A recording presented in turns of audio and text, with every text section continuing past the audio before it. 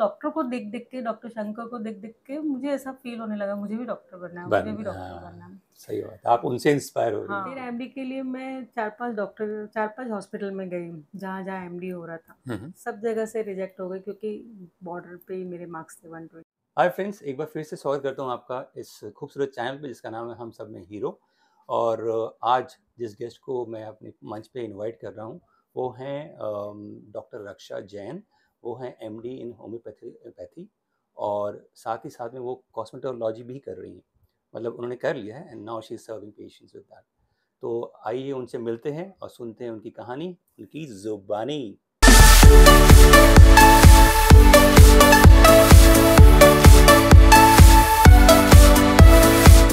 नमस्कार ma'am, welcome to this platform ma'am. So आप तो जानते हैं इस प्लेटफॉर्म का मकसद ये है कि लोगों को मोटिवेट करना अपनी स्टोरी से। एंड डेफिनेटली आपकी भी कुछ ना कुछ स्टोरी रही होगी जिससे लोग मोटिवेट होंगे जान के। तो मैम सबसे पहले थोड़ा अपने बारे में बताइए, थोड़ा सा your family background and all. Actually मैं हूँ बेसिकली मुंबई से। अच्छा, तो ओके। पहले हम वहीं में धारावी में रहते थे, ओके। छोटे थे तभी। फिर जैसे ही मैं जूनियर केजी में आई तो मेरे पेरेंट्स ने मुझे राजस्थान भेज दिया मेरे दादा दादी के पास। तो उनकी इच्छा थी कि मैं उनके पास रहूँ, दादा दादी के पास। फिर मैं राजस्थान चली गई और वहाँ पे मुझे जूनियर केजी से उन्होंने सीधा फर्स्ट स्टैंडर्ड में डाल दिया क्योंकि मैं बाय बर्थ ही थोड़ा हेल्दी और थोड़ा हाइट ज़्यादा था मेरा। अच्छा, ओके। तो उन्होंने डायरेक्ट फर्स्ट स्टैंडर्ड में डाल दिया और फिर वहाँ पे राजस्थान के एक छोटे गांव में मैं पढ़ती थी। तो वो कैसा गांव था कि झाड़ों के नीचे बैठ के पढ़ो। अच्छा, ओके। सिंपल सा सिंपल और सा। स्लेट सा। जी जी जी। हिंदी मीडियम में मैं वहाँ पे 3-4 साल पढ़ी मैंने। फिर वहाँ से जब वापस मैं राजस्थान से मुंबई आई तो फिर धारावी में ही रहती थी। हम 5 भाई बहन हैं, 3 भाई और एक छोटी सिस्टर है मेरी। और मैं सेकंड नंबर पे मैं हूँ। जी जी। तो जब हम रहते थे धारावी में तो फिर वहाँ से आने के बाद तो मुझे ना हिंदी बोलनी आती थी ना इंग्लिश में कुछ आता था। अच्छा, वहाँ पे सिर्फ राजस्थानी लैंग्वेज में? हाँ हाँ, अच्छा, मतलब ऐसे ही जस्ट क ख ग, फिर 1 2 2 बेदू 4 3 2 6 ऐसे अच्छा, टेबल्स टेबल्स पढ़ते एंड थे। ऑल। तो फिर वहाँ से मुझे पापा ने फिर म्युनिसिपल स्कूल में डाला। जी, वहीं पे? धारावी के म्युनिसिपल अच्छा, स्कूल। धारावी, अच्छा, हाँ, मुंबई। तो म्युनिसिपल स्कूल इतना मैसी था और इतना ये था कि वहाँ पे बस पता नहीं कैसे पास हुई, मुझे कुछ मालूम नहीं। अच्छा। फिर वहाँ से डैडी ने निकाल के एक हिंदी मीडियम का स्कूल था, गौरीदत्त मित्तल विद्यालय सायन में, वहाँ डाल दिया। अच्छा, ओके। वहाँ डाला तो मुझे कुछ भी नहीं समझ में आता। हाँ, क्योंकि बैकग्राउंड बैकग्राउंड एकदम ही अलग, सब कुछ अलग। जी। तो कुछ नहीं, मैं जब भी क्वेश्चन पेपर रहता था ना, मुझे याद है मैं ना क्वेश्चन जो पेपर देते थे मैं वही क्वेश्चन लिख के आती थी। मुझे नहीं मालूम रहता था कि उसका आंसर भी लिखना रहता है। ओके, हाँ। तो मैं ऐसे सोचती थी कि सब लोग क्या लिख रहे हैं इतना, मैं तो फ्री हो गई ऐसे जल्दी, जस्ट उसको कॉपी करना है ऐसा मुझे लगता था। लग रहा था। तो एकदम it was a new thing for you, हाँ, एवरीथिंग। तो उस समय मैं फेल हो गई। जी मेरे जी को 2 0 आए। जी। तो घर में सबने बोला जीरो भी दो है? मतलब 600 में से टोटल 0। जी जी जी फिर 4th स्टैंडर्ड में थी तभी। जी जी। तो बोले कि एक सब ऐसे चिढ़ाते थे, एक लड्डू मम्मी को खिलाना, एक पापा को खिलाना। तभी हमारे फैमिली डॉक्टर था धारावी में, डॉक्टर शंकर करके। ओके। डॉक्टर शंकर राममूर्ति कुछ नाम था उनका, साउथ इंडियन था। मेरा भाई काफ़ी बीमार रहता था और मैं राजस्थान से आई थी तो मुझे ऐसा लगता था कि मम्मी डैडी का प्यार मुझे ही मिले खाली, अच्छा, क्योंकि मैं इतने साल दूर रही। दूर थे, हाँ। तो जब भी वो उनको लेके जाते थे तो वो बीमार रहता था, अटेंशन उसको ज़्यादा मिलता था, तो मुझे लगता था मुझे भी अटेंशन मिले। तो मैं भी उसके साथ डॉक्टर के पास जाते थे आप? ओके। वो डॉक्टर को देख देख के, डॉक्टर शंकर को देख देख के मुझे ऐसा फील होने लगा मुझे भी डॉक्टर बनना है, मुझे भी डॉक्टर बनना है। सही बात, आप उनसे इंस्पायर हो रही थी। हाँ, मतलब उनका जो स्टाइल था, जी। The way he handle patient और जो उनका प्रैक्टिस करने का स्टाइल था एकदम यूनिक और एकदम अलग था। धीरे धीरे मेरे ट्यूशन टीचर रखा मेरे पापा ने। तो कैसे तैसे 4th स्टैंडर्ड वापस रिपीट किया, 5th स्टैंडर्ड किया, 6th किया, थोड़ी इम्प्रूव होती गई। फिर 10th में मैं काफ़ी अच्छी इम्प्रूव हो गई और अच्छे परसेंटेज लाया। अच्छा।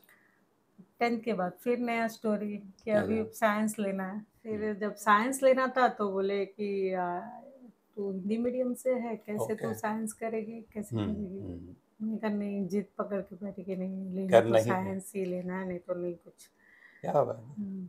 डैडी ने फॉर्म लाया था होम साइंस का और इसका कॉमर्स का, मैंने फाड़ जी। के फेंक दिया। अच्छा। तो फिर मेरी फर्स्ट डे जब खालसा कॉलेज में एडमिशन लिया, फर्स्ट लेक्चर सुन के पूरा लेक्चर उठ गई मैं वहाँ से, ओके, रोते रोते रोते आई, क्योंकि एक वर्ड भी समझ में नहीं आया ओके, मुझे, इंग्लिश ओके। में इट वाज़ था। इन इंग्लिश, अच्छा, ओके। तो जैक एंड जिल पोएम भी हमने 5th स्टैंडर्ड में पढ़ी थी, तो वो अच्छा, तो मालूम ही नहीं था कुछ। हाँ, ओके, ओके। तो घर पे आके भी फाइट किया कि क्या सब भाई बहन इंग्लिश मीडियम में डॉन बॉस्को से वगैरह पढ़ते हैं और हाँ, मैं क्यों हिंदी मीडियम से, ऐसे क्यों राजस्थान मैम भेजा एक ऐसे। मिनट है। फिर दोस्तों, वो डिटेल हो गई। यू सी, ये है चीज़ you can start at any stage. तो 6th तक 5th तक इनको कुछ आइडिया ही नहीं था, हिंदी में पढ़ाई की है या Marathi, sorry, Hindi medium. Hindi medium में था। और आज जो जगह पे मैं बैठा हूँ ना, it's one of the best place in Kalyan, जहाँ पे लोग कमर्शियल जो शॉप्स जो खोलते हैं, बेस्ट प्लेस है। तो आगे हम सुनते हैं, और मैं just I wanted to show that कि see the background and what she has come to, right, इसमें। फिर मैं कैसे पढ़ती थी, मैं वो मेन बताना चाहती जी हूँ। जी। जैसे अभी इंग्लिश में रहता है कि विच, वॉट, व्हेन, हम्म। उसका भी मतलब मुझे नहीं समझ में आता नहीं था। आता, मैं यस। पूरा दिन डिक्शनरी लेके बैठी थी हम्म और उसे हिंदी में लिखती थी, ये विच बोलते हैं इसको, इसको वॉट हम्म बोलते हैं, और पूछती थी भाई बहनों से, अरे इसको क्या प्रोनाउंस करते हैं, बॉटनी, तो ये हम्म बॉटनी, ऐसे करके पूरा बुक हिंदी में लिखते थे। और हम्म। उस तरह मैं पूरा 11th और 12th मैंने पास आउट किया। पास आउट, अच्छा। और फिर उसके बाद मेडिसिन का फिर प्रॉब्लम, बोला हम्म तू जैन फैमिली से है, मारवाड़ी फैमिली से है, हम्म। तो कोई आगे प्रैक्टिस करने देगा नहीं, नहीं जी, करना है मेडिकल। अच्छा, ओके, तो एमबीबीएस में भी एडमिशन मिल गया था मुझे, ओके। लेकिन हाँ, लेकिन नहीं, वो एडमिशन भी कैंसिल करवा दिया। No no no. Oh my god, हाँ। तो मैं मेरे डैडी को बोलती थी, वो बोलते थे कि फ्यूचर में कौन तुझे प्रैक्टिस करने देगा, आखिर में तो तेरे को घर पे खाना ही बनाना है, ये बनाना ओके, है। तो बोले मैं फ्यूचर के लिए मैं मेरा प्रेजेंट क्यों प्रेजेंट खराब खराब करूँ, करूँगी, हाँ हाँ। तो मुझे मिल रहा है एडमिशन तो मुझे जाना है, हाँ, लेट मी कंटिन्यू कंटिन्यू। करना है। तो फिर सब एडमिशन्स हाथ से चले गए, फिर लास्ट में एक ये होम्योपैथी का एडमिशन बचा, सो तो ओके, मुझे फिर होम्योपैथी में जाना वेरी पड़ा। गुड, जब भी अच्छा। मैरिज करके आई डोंबिवली में, जी। तभी एक्चुअली जैन फैमिली से थी, तो इन लॉज की भी इच्छा थी कि मैं घर भी संभालूँ और क्लिनिक भी संभालूँ। जी जी। तो मैं बोलती थी मुझे खाना बनाना तो नहीं आता है। अच्छा। हाँ, हाँ। कुछ नहीं आता है। हम्म तो जब भी शादी के पहले भी मेरी मम्मी बोलती रहती थी कि सीख लो। पढ़ाई कर रही है तो सीख ले, वहाँ जाके सास का सुनना पड़ेगा, रोटी नहीं बनाने, रोटी कौन बनाएगा। मैं बोलती थी मैं कभी नहीं बनाऊंगी अरे, रोटी। अच्छा। तो मैंने शादी के बाद भी खाना बनाया, लेकिन दूसरा सब बनाती थी, मैं रोटी नहीं बनाया, और आज तक मेरी मदर इन लॉ ने मुझे बनाने नहीं दिया, वो ही बनाती है। अच्छा। तो वो एक सपोर्ट था। अच्छा। तो लेकिन एक्चुअली बार बार सुबह डोंबिवली से कल्याण क्लिनिक आना, फिर हम्म वापस जाना, फिर हम्म इवनिंग में वापस आना, वापस जाना, वो हम्म। बहुत हेक्टिक शेड्यूल एक्टिवेट होने हो की गया। वजह से मैं बीमार होने लग गई। अच्छा। लेकिन हम लोग 5 कपल साथ में रहते थे। हम्म धीरे धीरे मेरे तीनों देवर की शादियाँ हम्म हुई, फिर कजिन्स की भी शादियाँ हुई। हम्म। फिर फादर इन लॉ की इच्छा थी कि जब तक सब सेटल नहीं हो, अलग नहीं होना। नहीं और होना। हम लोग की बॉन्डिंग इतनी अच्छी थी कि हम लोग चाहते भी नहीं थे कि अलग हो हेलो, जाए। ओके। लेकिन वो 1 BHK में इतने लोग का रहना, ऐसा लगता था जैसे एक दूसरे को धक्का मार के चले। तो फिर हम लोग, मैंने कहा चलो मैं कल्याण शिफ्ट हो जाती हूँ। अच्छा कल्याण में घर बड़ी मुश्किल से लिया। अच्छा जो पापा ने ज्वेलरी दी थी वो बेच के, अच्छा। थोड़ा बहुत लोन ओ लेके मैम, घर लिया। अब ये बताइए कि आपकी ये जो जर्नी है इन होम्योपैथी एंड कॉस्मेटोलॉजी में, वो कैसे स्टार्ट हुई, जरा उसके बारे में हमारे दर्शकों को बताइए। स्टार्टिंग में मैंने होम्योपैथी प्रैक्टिस चालू की थी, ओके। लेकिन थोड़ा सेटल होने में टाइम लग रहा था, और फाइनेंशियल बैकग्राउंड प्रॉपर नहीं होने की वजह से मुझे तुरंत एलोपैथी में शिफ्ट होना था। ओके। तो फिर मैंने थोड़ा एलोपैथी सीखना चालू किया, अलग अलग हॉस्पिटल ज्वाइन किए। तो कभी सुबह में एक जनरल फिजिशियन के पास बैठ गई, कभी शाम को पीडियाट्रिशियन के पास बैठ गई, ऐसे करके थोड़ा नॉलेज गेन किया। तो मैंने फिर ऐसे करते करते 10 साल निकल गए, जनरल प्रैक्टिस चालू की। फिर अचानक मेरे एक टीचर हैं, डॉक्टर आसिफ सैयद, उन्होंने मुझे फ़ोन किया कि तुझे एमडी बनना है, करना है, क्योंकि उनको पता था कि मेरी बहुत इच्छा थी। तो बोले एक ओके। कोर्स आया है, जिनको प्रैक्टिस को 10 साल हो गए, उनको ये करने को मिल जाएगा। ओके। तो लेकिन एंट्रेंस तो 2 दिन के बाद ही है और अभी तो प्रिपेयर भी नहीं है। तो मैंने कहा नहीं ठीक है सर, मैं ट्राई तो करती हूँ। 2 दिन बाद मैंने फॉर्म भर के सीधा एंट्रेंस में 2 दिन मैंने पूरा दिन पढ़ाई की अच्छा। एंट्रेंस के लिए, और फिर मैं बॉर्डर पे पास हुई। जस्ट ओनली 125 पासिंग मार्क थे और 125 मुझे मिले। ओके। फिर एमडी के लिए मैं 4-5 हॉस्पिटल में गई, जहाँ जहाँ एमडी हो रहा था। सब जगह से रिजेक्ट हो गई क्योंकि बॉर्डर पे ही मेरे मार्क्स थे 125। ओके। फिर काका साहब मस्के करके एक अहमदनगर में कॉलेज है, वहाँ गई। तो वहाँ पे भी मैंने कहा कि मुझे कैसे भी कोई भी कर कुछ भी हो जाए, मुझे ये एडमिशन चाहिए। तो उन्होंने कहा हो ही नहीं सकता है, क्योंकि आपसे ज़्यादा जिसके मार्क्स है वो उनको मिल गया है एमडी जी। तो मैंने अभी क्या करूँ। फिर मैं बाहर आके वापस बैठी, मेरी सिस्टर साथ में थी, उससे डिस्कस कर रही थी कि मुझे कोई भी हालत में एमडी तो करना है, लेकिन अब क्या करूँ। जी। फिर मैंने मन्नत मांगी कि मैं गणपति लाऊंगी हर साल। फिर मैं वापस अंदर गई ऑफिस में प्रिंसिपल से मिलने। मैं गई तो मैंने प्रिंसिपल को बोला कि प्लीज़ मुझे दे दीजिए एडमिशन। तो इतने में एक प्यून अंदर आया जी। तो बोला सर एक एडमिशन कल कैंसिल हो गया, वो मैडम को दे दीजिए। क्या बात है। तो मैंने कहा सर दे दीजिए। बोला वो जो सब्जेक्ट आपको चाहिए वो नहीं मिलेगा। तो बोला कौन सा मिलेगा। तो बोले रेपर्टरी करके एक हमारे में होम्योपैथी में सब्जेक्ट है, बोले उसमें मिलेगा आपको। अच्छा। यही कैंसिल हुआ है। तो मुझे तो वही चाहिए था एक्चुअली। ओके। तो मैंने कहा कि हाँ ठीक है चलेगा, मुझे दे दीजिए। तो बोला नेक्स्ट डे कल रक्षाबंधन है, तो परसों आ जाइए आप। जी। हाँ पैसा लेके तो हो जाएगा, फीस भर देना। तो मैं उसी समय वहाँ अहमदनगर से बस पकड़ के कल्याण आई। जी। उसी समय पैसे लिए विदिन हाफ एन आवर में वापस अहमदनगर के लिए रवाना हुई। तो उन्होंने कहा आप रक्षाबंधन के लिए तो रुक जाना, आपको आने की जरूरत नहीं, परसों आ जाना। लेकिन मैं सोची थी कि अगर आज ये मुझे मिल रहा है एडमिशन, कल किसी और को दे दिया तो मैं वापस सुबह टच भी हो गई अहमदनगर। ओके। रात को 12 बजे की ट्रेन पकड़ी, सुबह 7 बजे कॉलेज में टच, और वहाँ जाके मैंने पैसे भर दिए। बोले अभी एमडी का एडमिशन मिला। 3 साल मैंने अहमदनगर अप डाउन किया। ओके। महीने में 2-3 बार मुझे कॉलेज जाना पड़ता था, और बाकी की स्टडीज़ ऐसे ही करनी पड़ती थी, और सेमिनार्स अटेंड करने पड़ते थे, थीसिस बनाने पड़ते थे। जी। तो मेरे बच्चे 10th में थे, तो थोड़ा डिफ़िकल्ट हो गया था वो एमडी करना में। लेकिन जब मेरी डॉटर बैठती थी पढ़ने 10th में, तो मैं भी उसके साथ बैठ जाया करती थी पढ़ने। तो ऐसे करके जब पेशेंट नहीं रहते थे, एक एक पैराग्राफ पढ़ती थी। ऐसे करते करते मैंने 3 साल में एमडी कर दिया। एमडी होने के बाद एक लाइफ का टर्निंग पॉइंट था, जब बोर्ड पे एमडी लग गया, तब मैंने कार्ड्स छपवाए कि नाउ आई एम एमडी। फिर जब मैं मुंबई मिरर में कॉस्मेटिक पे एक आर्टिकल पढ़ा जी, तो मेरी ऐसा दिल दिमाग में घूमने लगा कि कॉस्मेटोलॉजी करूँ, कॉस्मेटोलॉजी। तभी डैड को फ़ोन किया कि मुझे 80,000 चाहिए, फ़ीस भरनी है। तो आप दोगे क्या, मैं आपको वापस कर दी। वो बोले हाँ ठीक है लेके जाओ। फिर सायन गई, सायन से पापा से चेक कलेक्ट किया और दादर में जाके कॉस्मेटिक में एडमिशन लिया। फिर वहाँ से कॉस्मेटोलॉजी सीखने के बाद वो एक लाइफ का और एक टर्निंग पॉइंट था, जिसमें मुझे काफ़ी सक्सेस मिला। एक एमडी का जो नॉलेज और ये कॉस्मेटिक का नॉलेज दोनों कंबाइन करने के बाद जी एक इतना अच्छा नॉलेज मिला कि उसके बाद से मेरा प्रैक्टिस काफ़ी बूम हो गया। और आज मैंने ये क्लिनिक अभी खरीदा नया, 2 फ्लोर का है।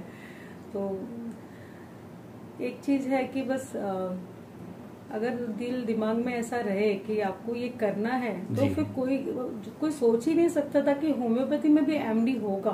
और वो ऐसा लगा जैसे भगवान ने मेरे लिए एक एमडी का कोर्स भेज दिया कि भाई करना है कर ले।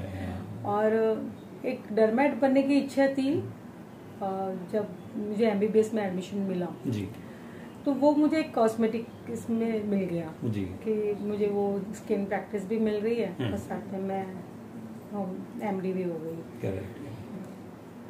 दो चीज़ें कि जब मैं छोटी थी तब मैं काफ़ी हेल्दी और मोटी थी। और तो सारा दिन ऐसे कभी रास्ते में चल रही थी, ए मोटी आई ऐसा छेड़ाते थे मुझे कि वो टाइम पे जी। और ऐसे सब अंडर एस्टिमेट करते थे कि मैं नहीं कर सकती हूँ ऐसा सब, बीइंग फ्रॉम हिंदी मीडियम और being from a Marwari family जी। लेकिन ऐसा कभी किसी बच्चे को जज नहीं करना चाहिए। नहीं करना चाहिए, सही। और एक चीज है कि आपके दिल दिमाग में अगर कुछ है करना है ये, तो वो मिल ही जाता है, मिल ही जाता है, कैसे भी करके मिल ही जाता है, कुछ कोई भी नहीं रोक सकता। अब हम जानना चाहेंगे इस करियर में आपको क्या क्या challenges day to day life में फेस करना पड़ता है, आप शेयर करेंगे हमारी जनता के साथ। चैलेंजेस तो बहुत सारे आते हैं। एक सबसे पहले फैमिली, बच्चे घर में रहते हैं और हम यहाँ क्लिनिक में रहते हैं, सारा दिन बैक ऑफ द माइंड की वो लोग गैस चालू नहीं करते, कभी हाथ में कुछ छुरी वुरी नहीं ले ले, तो वो एक टेंशन रहती है। भले मेड्स रो, लेकिन मेड्स के भरोसे हम बच्चों को छोड़ के आते हैं, लेकिन वो एक स्ट्रेस रहता है, सबसे बड़ा स्ट्रेस रो रहता है। और दूसरा, यहाँ बीइंग अ लेडी डॉक्टर, जो पेशेंट हमारे पास आते हैं, कुछ मेल पेशेंट ऐसे आते हैं जो मतलब जिनको हमें देखना, जिन्हें चेक करना थोड़ा हम लोग को भी ऑकवर्ड फील। अच्छा। और कुछ पेशेंट ऐसे आते हैं जो जानबूझ के ऐसे आते हैं। अच्छा, ओके। ऐसी सिचुएशन लेके आते हैं कि डॉक्टर हम चेक करो, प्राइवेट पार्ट में चेक करो, लेकिन हमको मालूम रहता है कि पेशेंट फेक है, कुछ है नहीं, ऐसा होते हैं ऐसे। सही बात है। तो वो हमारे लिए सबसे बड़ा चैलेंज रहता है कि ऐसे पेशेंट को हैंडल करना। फिर धीरे धीरे, पहले बहुत डरती थी, लेकिन धीरे धीरे मैं बोल्ड हो गई ऐसे। Obviously with time you. एक मैम दोस्तों, ये एक ना बहुत बड़ा स्टेटमेंट है, यहाँ पे छोटी सी लाइन में समझने की कोशिश कीजिए। जितना आप प्रॉब्लम्स को फेस करेंगे ना, वैसे वैसे आप बोल्ड होंगे एंड यू वुड नो कि कैसे उसको डील करना है, और this is what she is telling. Okay, तो अभी जैसे मैं स्किन प्रॉब्लम्स देखती हूँ, तो बोले हमारे पर्सनल पार्ट पे स्किन रैशेस है, आप चेक करो, बिना चेक किए आप कैसे दवा दोगे। तो हम बोलते भी आप आपके फैमिली मेंबर्स को साथ में लेके आइए, तो हम चेक करेंगे, लेकिन वो रहते ही है ऐसे कुछ ऐसे लोग, हमारे लिए सबसे बड़ा चैलेंजिंग लगता है। एक ऑकवर्ड सिचुएशन आ जाती है। लेकिन अभी पेशेंट एंट्री करते ही समझ में आ जाता है कि ये पेशेंट जेन्युइन है या ये ऐसे है। अभी इतना सालों का प्रैक्टिस, 27 साल हो गया आज प्रैक्टिस करके, तो वो समझ में आ जाता है। पहले मैं डरती थी, और ऐसा कोई पेशेंट आता मैं 10-10 दिन क्लिनिक नहीं जाती थी डर के मारे कि नहीं ऐसे कोई पेशेंट आ गए तो मैं कैसे डील करेंगे। लेकिन ये आई थिंक हर फीमेल के साथ होता होगा, जो किसी न किसी प्रोफेशन में है, उनके साथ ये होता ही। सही बात है। तीसरी चीज ये है कि कुछ पेशेंट ऐसे अभी जैसे रिलेशन वाले रहते हैं, यहाँ मेरे रिलेटिव्स बहुत हैं, तो रिलेटिव्स को हैंडल करना बहुत डिफिकल्ट है, सबसे मेजर टास्क है। सबके साथ ऐसा होता है, क्योंकि हम कुछ बोल ही नहीं पाते। अगर अभी नई इच्छा होगी कुछ, या फिर अभी उनसे फीस मांगना, अभी क्या स्क्रीन में बोलने में भी और वो एक है, बस यही सबसे ज्यादा चैलेंजिंग है। मैं घर में रहती हूँ, बच्चों के साथ रहती हूँ, और बच्चे और कोई पेशेंट आ गया, बोले डॉक्टर अब होम विजिट दोगे क्या, या घर पे आ गए, तो थोड़ा सा घर पे भी आते हैं। हाँ, पेशेंट घर पे आते हैं। पहले मैं जनरल प्रैक्टिस करती थी कॉस्मेटिक के पहले, तो वो पेशेंट आज भी मेरे हैं, और आज भी वो फीवर आ गया, कुछ आ गया, तो घर पे आते हैं। उनको अटेंड करना कोई प्रॉब्लम नहीं है, लेकिन ऐसा लगता है कि हमारा थोड़ा फैमिली टाइम हो जाता है। वो हर डॉक्टर के साथ होता है, और वो हम समझ के चलते हैं, लेकिन तभी थोड़ा डिफिकल्ट लगता है। और दूसरा नाइट विजिट्स। अच्छा, नाइट विजिट भी है। हाँ, अगर नाइट विजिट आ गई तो थोड़ा स्ट्रेसफुल हो जाता है। एज ए डॉक्टर हम किसी को मना नहीं कर सकते कि हम नहीं आएंगे, लेकिन वो टाइम पे थोड़े चैलेंजेस आते हैं जाना। अभी कोई लेने आ जाता है तो किसी मेल के साथ भी जाना पड़ता है, या रात के टाइम पे भी जाना पड़ता है, अकेले भी जाना पड़ता है। हर बार हस्बैंड साथ में चले ऐसा पॉसिबल नहीं। सही बात है। तो वो है कुछ, वो हर फीमेल डॉक्टर्स के साथ वो चैलेंजेस आती है। सो मैम, अभी मैं जानना चाहता हूँ आपकी लाइफ में आपका कोई ऐसा रोल मॉडल है जिसको बारे में सोच के, या कभी डाउन रहते तो बात करके आप अपने आप को एक्टिव कर लेते हैं, मेंटली चैलेंज को एक्सेप्ट करने के लिए तैयार हो जाते हैं, कोई है ऐसा? मेरे रोल मॉडल मेरे फादर इन लॉ ही रहे हैं जी, क्योंकि कितनी भी बुरी सिचुएशन थी तो उन्होंने सब उनको बोलते थे कि भाई इतने लोगों के पैसे कैसे दोगे, तो आप हाथ ऊपर कर दो। बोलते मैं मर भी जाऊंगा या कुछ भी हो जाएगा, मेरे बच्चे देंगे, लेकिन मैं कभी भी लोगों के पैसे नहीं डुबाऊंगा। जो भी है उनका दो। वो मुझे हमेशा इंस्पायरिंग लगा कि कभी किसी का पैसा नहीं लेना है। और दूसरी चीज़ है, वो कैसी भी सिचुएशन थी तो भले थोड़ा सा लाते थे हमारे लिए, कुछ भी इच्छा होती थी खाने की तो भले थोड़ा सा लाए, लेकिन वो रहता था खाने के लिए। तो वो एक वो हमेशा बोलते थे कि तू दुबई जा प्रैक्टिस करने के लिए। तो आगे जब मैं एमडी पास हुई तो एमडी के लिए भी उन्होंने ही मेरे लिए बड़ा सा केक लाया और कट किया। अच्छा। तो वही एक मेरे लिए सबसे ज़्यादा इंस्पायरिंग है। जी, आपके लाइफ में कोई सिचुएशन जब आप काफ़ी डीमोटिवेट हो गए थे, सोच रहे थे कि लाइफ अब बस कहीं और ही जा रही है, कुछ हो नहीं पाएगा, but still you fought with that situation और उससे बाहर आए और आप ये वंडरफुल क्लिनिक रन कर रहे हैं? हाँ, जब मुझे डायबिटीज़ हुआ। अच्छा, और एट द एज ऑफ 27 मुझे डायबिटीज डिटेक्ट हुआ। Really? Okay. फिर उसके बाद मुझे माइल्ड हार्ट अटैक भी आया और मेरे हार्ट की सर्जरी भी हुई, स्टेंट डालने पड़े। जिस दिन मेरी हार्ट की सर्जरी चल रही थी, बेड पे जब मैं सोई थी तो मुझे ऐसा लगा कि अभी मैं कैसे करूँगी, मैं प्रैक्टिस कैसे करूँगी, घर कैसे संभालूंगी, अभी तो बच्चे भी थे। तो वो मेरे लिए सबसे ज़्यादा डिमोटिवेटिंग था कि मैं एकदम हार गई थी, मतलब कि होता है मैम। हाँ, तो फिर उस समय वो उस बेड पे जब मैं सोई हुई थी तब मुझे सारी चीज़ें याद आ रही थी कि किसने क्या किया मेरे साथ बचपन से लेके, कैसे किसने मुझे चिढ़ाया, किसने मुझे। तो मैं सारा दिन वो गजेस भी पालती थी अंदर कि अरे इसने ऐसे किया, मैं ऐसा बताऊंगी। लेकिन ऐसा लगता है कि उस समय मुझे ऐसा लगा अगर उन्होंने ऐसा नहीं किया होता तो मैं आज ये नहीं करते। आप सही बोल रहे हो, आप कितना पॉजिटिवली सोच रहे हो। सही है। तो उस समय उस बेड पे जब मैं सोई थी तब मैंने जिसने भी मेरे साथ जो भी किया हो मैंने सोचा नहीं, मैं सबको माफ कर दिया और किसी ने कोई जानबूझ के नहीं किया होगा, वो हो गया। और वो नहीं होता तो मैं आज एमडी नहीं होती और कुछ भी नहीं होता। Correct. मैं जैसे ही आम लोगों की तरह जी रही होती। तो वो मुझे और अच्छा लगता है कि अच्छा हुआ कि उसने मुझे चिढ़ाया। तो मैं बहुत मोटी थी तो मैंने अपना वेट कम किया। तो वो सब चीजें मेरे बहुत बढ़िया मैम, ये थॉट बहुत अच्छा है दोस्तों। एक्चुअली ऐसा होता है लाइफ में, काफी लोग हमारा लेग पुलिंग करते हैं तो उस लेग पुलिंग के पीछे रीजन तो है डेफिनेटली। जैसे मैडम ने बताया कि वजन था तो इन्होंने पॉजिटिवली लिया।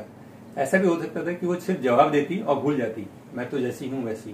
बट एक ये भी थॉट है कि ठीक है, उन्होंने किसी ने बताया मुझे, आई वर्कड ऑन इट, उसको ठीक किया और आज इस मुकाम पे पहुंची। That's a very nice thing, you know about you. Actually हम है ना ईच एंड एवरी पर्सन से कुछ ना कुछ सीखते हैं, फ्रेंड्स से, फैमिली मेंबर से। और जो हमारे लिए कुछ उल्टा भी बोल भी देते हैं तो भी ऐसा लगता है कि नहीं, हमें ना वो चीजें ना वो अगर वो खटकती है हमारे दिमाग में तो फिर हम उस पर कुछ एक्शन करते हैं। तो बोलते हैं ना एवरी एक्शन है इक्वल एंड अपोजिट रिएक्शन। तो वो वैसा होता है और ऐसा होना भी चाहिए तो ही हम आगे बढ़ते हैं। नहीं तो हम नहीं। मेरे बहुत बड़ा एक्सपीरियंस है मुझे ये सब चीज़ों का। और मैंने वही सब एक चीज़ कवर की कि इसने मुझे ये बोला था मैं उसको ये करके दिखाऊंगा, इसने मुझे ये बोला था मैं ये करके दिखाऊंगा। ये होता है पॉजिटिव माइंडसेट। अभी मैं जानना चाहता हूँ आपकी लाइफ में कुछ ऐसा सॉन्ग या डायलॉग है जिसको आप सुन के, गुनगुना के, बोल के अपने आप को मोटिवेट करते हैं? अगर है तो please do share with our audience.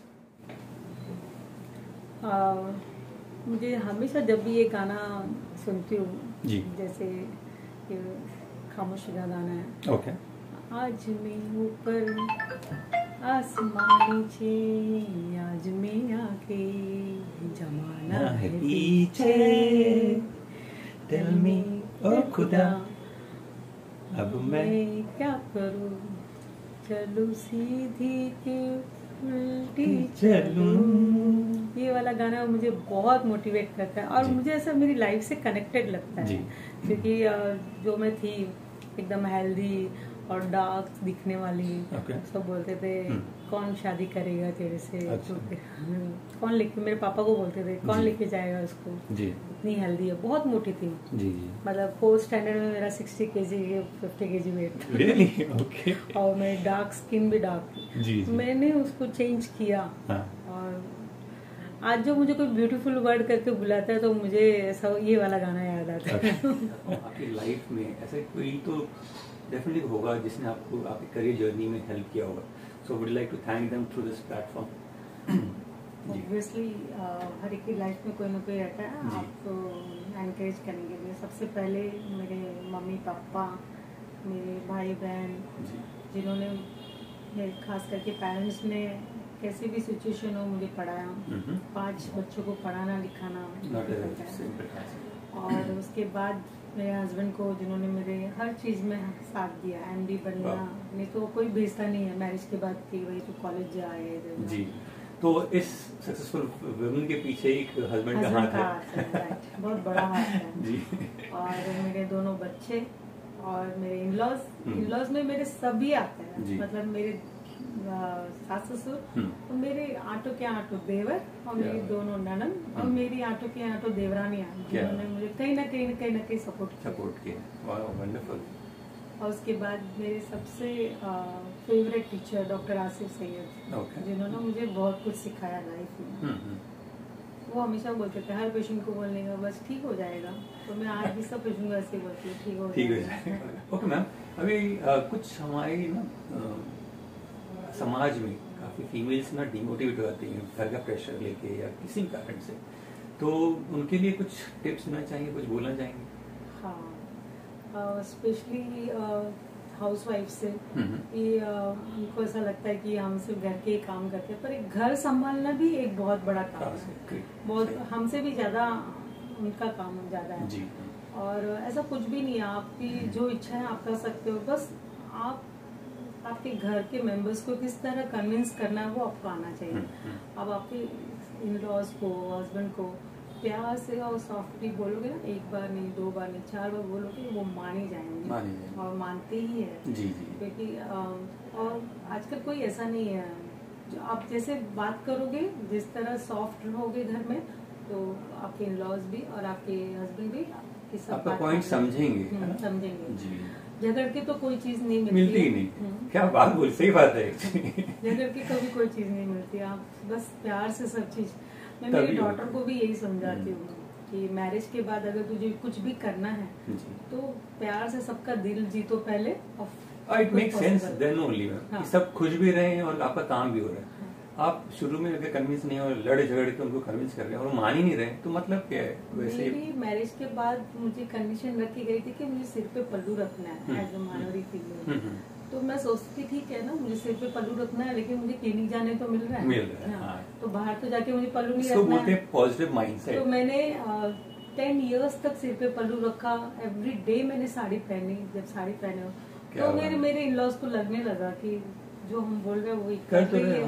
हाँ, तो उसके बदले में मुझे इतना कुछ मिल रहा है कि मुझे क्लिनिक जाने मिल रहा है। तो फिर वो कुछ करोगे तो ही कुछ मिलेगा। ये एक्चुअली ना हमारा देश ना, like it's not like US and Germany और यूरोप, यहाँ की कुछ ट्रेडिशन है, उसको मान लिया और उसके साथ साथ अपना घर संभाल लिया ना, आप कुछ भी कर सकते हो। फीमेल्स तो कुछ भी कर सकते हैं। क्योंकि यहाँ के जो मेन है वो तो देख ही रहे हैं ना, अपनी मॉम को देख रहे हैं, सास को देख रहे हैं, सब लोग साड़ी में हैं, अलग अलग ट्रेडिशन फॉलो करते हैं, तो उनको कन्विंस करना ना एट टाइम डिफिकल्ट बन जाता है। तो आई थिंक लेडीज लोग को भी समझना चाहिए। तो ज्यादा हम कुछ चीजें उनकी मान लेना, तो हमें बहुत उससे डबल मिलता है। Great ma'am, it was nice talking to you. बहुत अच्छा लगा आपसे बात करके। आई एम श्योर हमारी ऑडियंस को भी बहुत अच्छा लगा होगा और काफी सीखने को मिला।